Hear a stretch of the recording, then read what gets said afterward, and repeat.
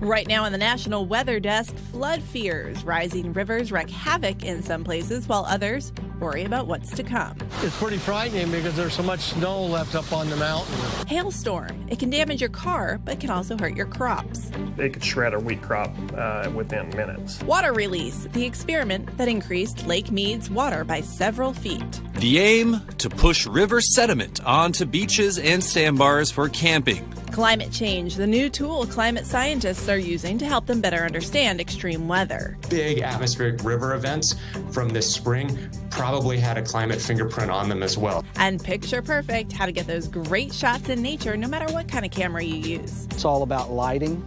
It's all about the contrast. From our nation's capital, this is the National Weather Desk. Good morning and welcome to the National Weather Desk. I'm meteorologist Emily Gracie. Melting snow and heavy rains triggered floods from coast to coast. This morning we are tracking flooding in multiple states. In some places the waters are receding, in others the threats are still growing. And there's real concern about how high the water will rise. We start in Utah, where temperatures in the 80s are quickly melting the state's record massive snowpack. Several raging creeks and rivers are threatening to flood. And this morning, a search is underway for a woman in her 20s who may have fallen into one of those rivers. At least 3 people called 911 saying they saw the woman from the river screaming for help. Brian Schnee is outside Salt Lake City with details. Frightening for people to go by the river, have their kids by the river, have their pets by the river. Joe looked on as rescue crews worked along the roaring water of the Weber River Monday night. It's pretty frightening because there's so much snow left up on the mountain. And if it stays this warm, it could be worse than it was in 1983. He's lived here since 1981 and has seen the low water years and years like this one. We had winter, we had 1 or 2 days of spring, and now it's summer. And so we've got record runoff, and we've got high water, big water. The hydraulics are impressive right now, and it's very dangerous. Deputy Chief David Reed with Weber Fire District says that rescuers train for these situations, and even when experienced, the water can be unforgiving. It's cold, it's dangerous, it's fast, and people need to stay away from it. Experienced people are staying away and not getting into it too much because they know better. The people that know better are the ones that'll tell you that these hydraulics are dangerous. The same advice Joe, who lives near the water, tells his own grandchildren. I don't let them get near the water. My grandkids come over or something, I say, we're not going back there. I don't let them get near the water, no. People in Iowa's only island city are working to support a levee that may break and flood the town of 500 people. These pictures come to us from the Sabula Police Department. High winds are eroding the north levee, and people have been sandbagging to try and save the levee and the town from the rising Mississippi River. The mayor says the Army Corps of Engineers and the emergency managers are also helping with some big equipment ready to go if needed. Up to 5 inches of rain Sunday night led to significant flooding in Maine yesterday. The raging water washed out one man's driveway. He said the culvert is now 3 feet wide. And check out the Great Falls of Lewiston, Auburn along the Androscoggin River. That's not what the river usually looks like. Brad Rogers is in Lewiston, Maine with more on the floods. The Webb River in Dixfield doesn't often look like a raging river, but it did Monday morning as it dumped water into the Androscoggin River. Floodwaters came right up to the swimming pool in the backyard of Tara Baldwin's home. The flooding also washing out at least 4 roads in town, as this driver found out going right into the washout. The flash flooding also closed several roads in Dixfield and surrounding towns, and even washed out half a culvert beneath Route 142 in Avon. Yeah, that's about ready to cave in right there. Jim Lewin says he couldn't believe how powerful the storm was overnight, the area getting nearly 5 inches of rain overnight. Yeah, the river's as high as I've seen it. I've lived up here for 14 years, and I've never seen it this high. As the waters receded, town crews reopened roads that were impassable, but they could only safely open one lane on many roads. We spotted several washed-out trees going downstream in the Androscoggin River, so boaters will have to watch for those. And up in Canton, Bog Creek flooded at least 2 roads in town. On School Street, water was crossing the road, but it was passable.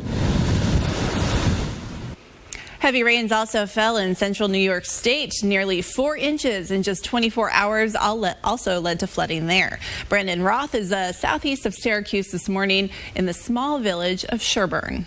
The rising waters of the Shenango River are pushing up against bridges and cresting above the flood levels of 8.5 feet. I was here 10 years ago when this community saw several homes evacuated and basements flooded after similar conditions. When I spoke to folks here now, they tell me this is the highest they've seen the river in many years. Normally it's 5 feet wide. I don't know what to expect. It's all, I'm concerned about my bridge because that's the only way in, And to give you an idea of just how much rain they had here in Sherburne overnight, Syracuse averages about 3.5 inches of rain for the entire month of May. They had between 3 and 4 inches here in just 24 hours last night. A dust storm swept through central Illinois yesterday, and the results were tragic. At least 6 people were killed and 30 more injured after up to 80 vehicles crashed on I-55. The rare dust storm led to 0 visibility conditions on the road near Springfield. The dust storm came on quickly, creating conditions similar to a whiteout during a snowstorm. The National Weather Service said strong winds combined with very dry conditions created that dust. A large hail can dent cars and shatter windshields, but it can also seriously damage crops. Tyler Green is in Abilene, Texas, with details. Hailstorms ravaged cities across the area as some people reported seeing golf ball-sized hail. And while most people who saw damage only saw some dents on their cars or broken windows, for farmers, all of that hail could be the difference between a successful harvest or not. With the wheat crop and the stage that it's in, even small hail in a heavy amount can be just as detrimental. It could shred a wheat crop within minutes. We're getting close to the finish line as far as harvest goes, and just run the risk of possibly a hailstorm or something like that taking it out. We hope that doesn't happen. An experimental water release last week raised water levels in Nevada's shrinking Lake Powell by 2 feet. As Brett Forrest reports, that's great news for boaters, at least in the short term. Water. Lots and lots of water. Something we don't get to say in southern Nevada all too often. On April 24th, the Bureau of Reclamation releasing up to 39,500 cubic feet of water per second from Glen Canyon Dam in Arizona, calling it a high-flow experiment that lasted for 72 hours, resulting in higher water levels downstream at Lake Mead. The aim? To push river sediment onto beaches and sandbars for camping, but another side effect, better launching conditions for boaters on Lake Mead. We noticed some people are struggling a little bit on the right side, so we went on the left, and first push off we were out, so we were good. On Saturday, long lines of cars waiting to load or unload their boats from the waters of Lake Mead. Waters that have seen a sharp rise in levels thanks to the upriver water release over 2 feet in 5 days. It's still not the Lake Mead of years past, and that's something we'll likely never see again in our lifetimes. But this temporary rise in water, at least for now, is something for these boaters to enjoy while they can. There's been a lot of talk recently about a large blob of seaweed in the ocean. The Great Atlantic Sargassum Belt extends from West Africa to the Gulf of Mexico. According to the University of South Florida's Optical Oceanography Lab, it has appeared in the Caribbean Sea every summer since 2011, except for 2013. And now the lab says the Great Atlantic Sargassum Seaweed Belt has set a monthly record, and the seaweed totals in the Caribbean are expected to continue to increase. It's still unclear this year as to why they're seeing such an increase in the amount of seaweed. And check this out. A school principal in West Virginia unlocked a dumpster, and he and another school employee got quite a shock when the dumpster diving bear popped out. The principal said the bear must have trapped itself in the dumpster after squeezing in for a meal and a snack. The freed bear made a run in the woods, and fortunately, no one was hurt. All right, coming up on the National Weather Desk, we'll talk to an expert about how an increase in CO2 in our atmosphere is contributing to extreme weather. Plus, take a look at how the northern lights are getting their colors.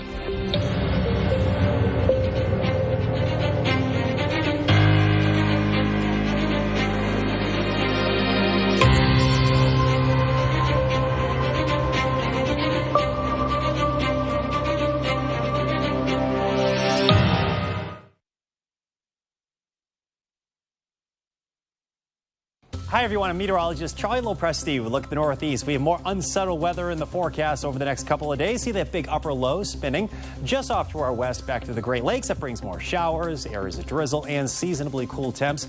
That's going to extend into Wednesday as well.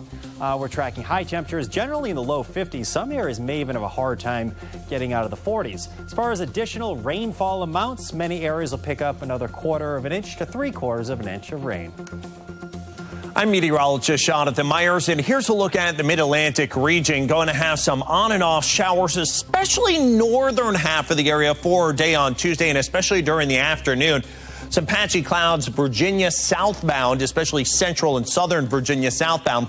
And looks like during the afternoon hours, even there by about 4 or 5 o'clock, there could be a couple of spot sprinkles here and there, maybe even some snow over some of the highest elevations of the Appalachians. A cool day, highs in the 60s. That's the scene here.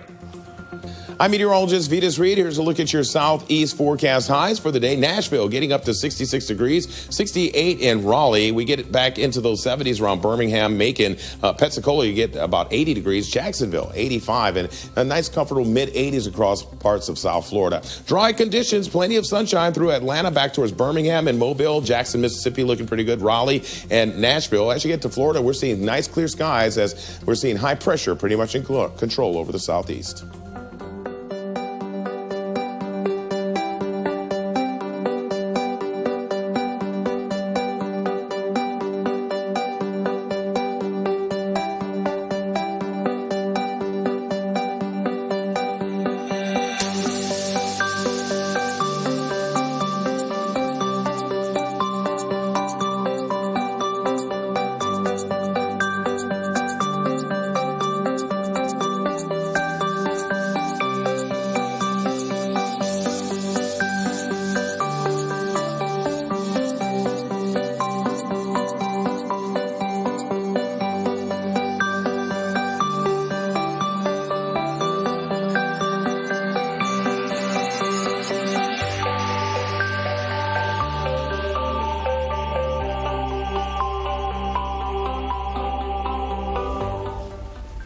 The western part of the U.S. saw record heat last week, in large part due to climate change. Now, Climate Central is a nonprofit group with a climate attribution tool. It can quantify the connection between extreme temperatures and CO2 in the atmosphere. And I recently spoke to their lead scientist about how this tool is helping them understand extreme weather that's been happening in California. What it does is it brings together a whole bunch of different techniques to try to separate the normal day-to-day variability in weather from this long-term climate change signal. And so what the CSI, the Climate Shift Index, allows us to do is to be able to say, for any given day's temperature anywhere in the world, how much more or less likely that temperature is due to climate change. Let's talk about the heat that's been going on out west. So the heat that we saw last week in the West was really remarkable, right? We were seeing places from Baja California all the way up to British Columbia that were, 8, 10, 15 degrees, even more above normal. And what we were able to do with our Climate Shift Index tool was to really diagnose how much climate change influenced those temperatures. And we were seeing throughout last week places, especially along the Sierra Nevadas, places like Yosemite National Park, that where those temperatures were more than 5 times more likely due to climate change.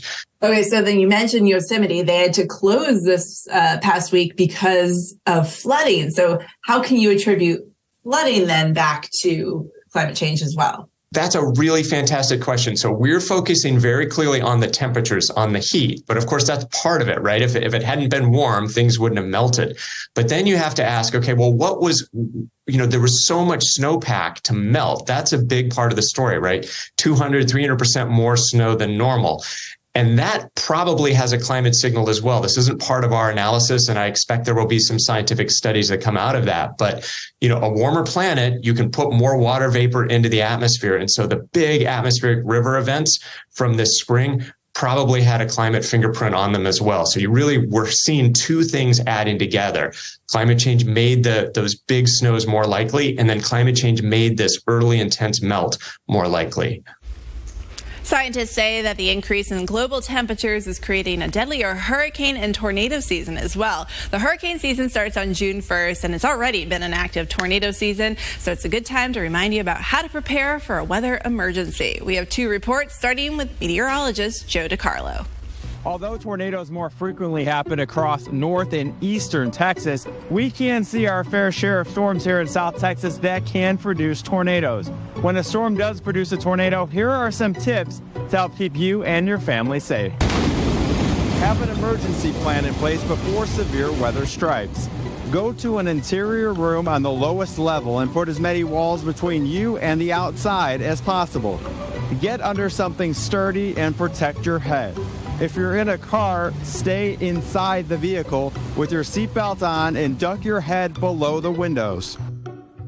The best time to prepare is now, before hurricane season begins. You want to avoid having to rush through potentially life-saving preparations by waiting until it's too late. Now is the time to develop an evacuation plan. Know where you would go and how you would get there. And remember, you don't need to travel hundreds of miles to get away from the worst of the storm. Plan several routes and be sure to keep your pets in mind. Get your disaster supplies now while the shelves are still stocked. Your kit should have enough non-perishable food and water for everyone in your family for 3 to 7 days.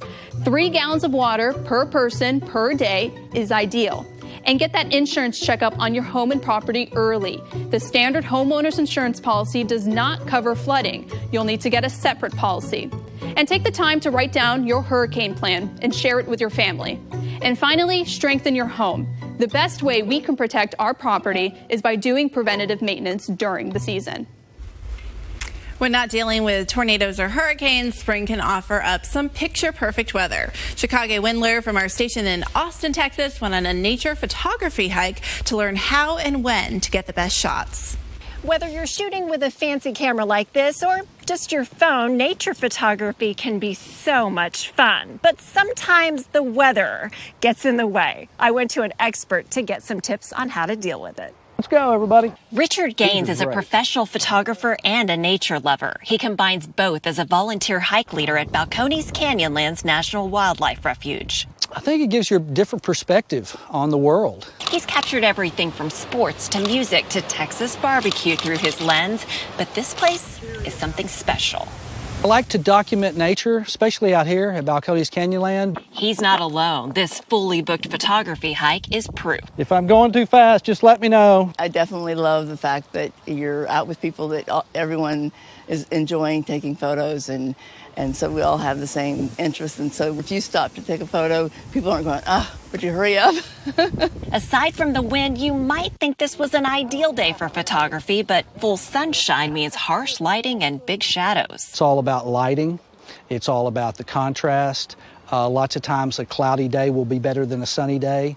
You want to catch the light in the morning or in the afternoon because of the slant of the light. That's when the light is warmer and softer.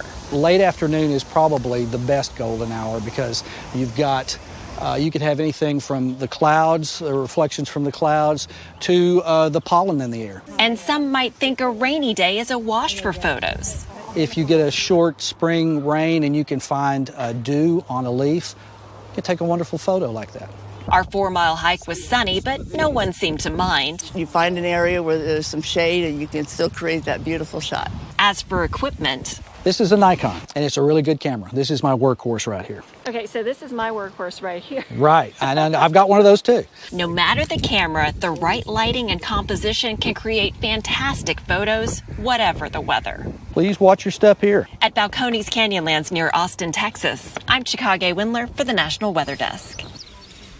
Recently, there have been a lot of great photos of the northern lights over the northern U.S., but what exactly causes the northern lights? How do they form? Meteorologist Violet Skyber is standing by in Syracuse, New York with some answers. Well, it's an interaction between the sun and the earth. So let's get into it, starting with Earth. Earth has magnetic fields stretching out from the poles and wrapping around the Earth. The sun sends out a solar wind towards Earth, which is charged protons and electrons emitted from the sun.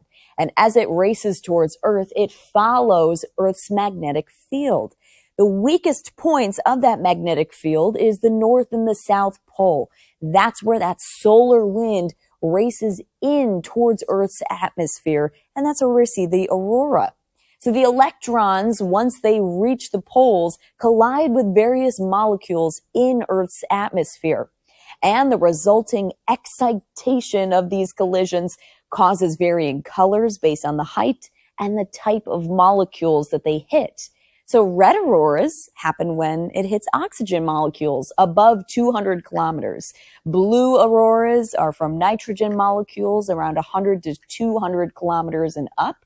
Green auroras are also from oxygen molecules, but from around 100 to 200 kilometers. Pink auroras are below 100 kilometers, and that happens with nitrogen molecules.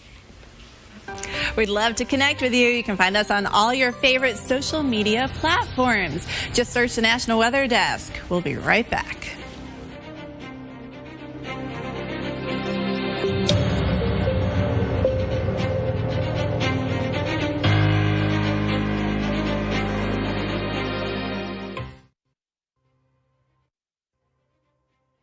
Well, a very good Tuesday morning, everyone. I'm meteorologist Andrew Buckmichael. Still plenty of sunshine across the plains for the day today, but this area of low pressure that's been plaguing the Great Lakes over the last couple of days in Ohio Valley still there. It'll slowly start to move out to the east a little bit more for the day tomorrow, and temperatures will start to warm up for a lot of the area even more. There will be a little bit of rain returning by Thursday across the south with some scattered thunderstorms, but temperatures warming up and above normal.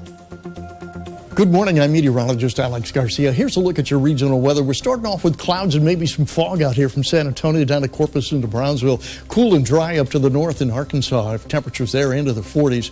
All during the day, we'll be watching Gulf moisture come up. That'll push a warm front up into North Texas and stretching all the way down into Louisiana. Look for clouds and maybe some scattered showers well out toward the west. Temperatures will be warming up into the 80s and into the 70s. I'm meteorologist Alex Garcia. That's a look at your regional weather. Well, hi there and happy Tuesday morning to everybody. I'm meteorologist Shannon O'Donnell. Wow, a lot of warmth out west. Look at the temps soaring all of a sudden to nearly 90 today out of Missoula, 85 in Boise. A lot of melting snow there expected over the Rockies near the Continental Divide. Back to about 82 out of Vegas and a toasty 90 in Phoenix. But look at the difference around San Francisco and Reno. Temps in the 50s there because of this big weather maker. A lot of rain moving down the coast of the Golden State. And that's the scene from here.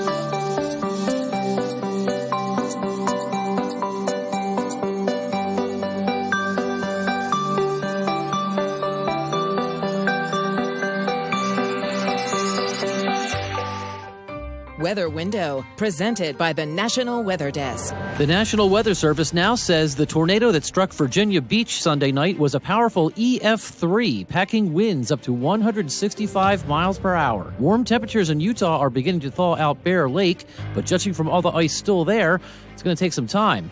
And an incredibly vivid rainbow brightens South Carolina's Sunset Beach. Listen to Off the Radar. New episodes every Tuesday. Find it wherever you get your podcasts.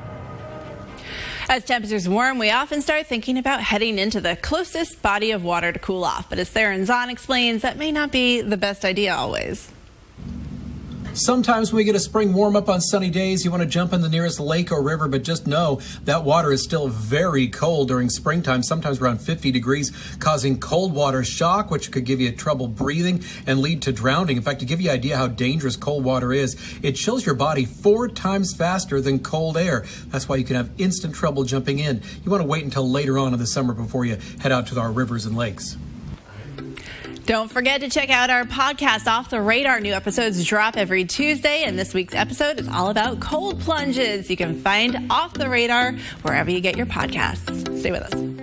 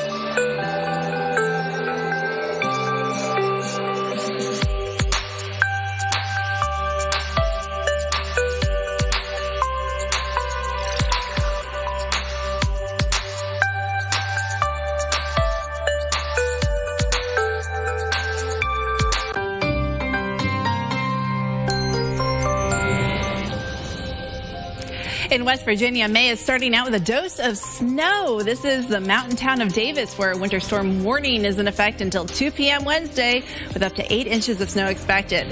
Thank you for joining us. Make it a great Tuesday. We'll see you right back here tomorrow for another edition of the National Weather Desk.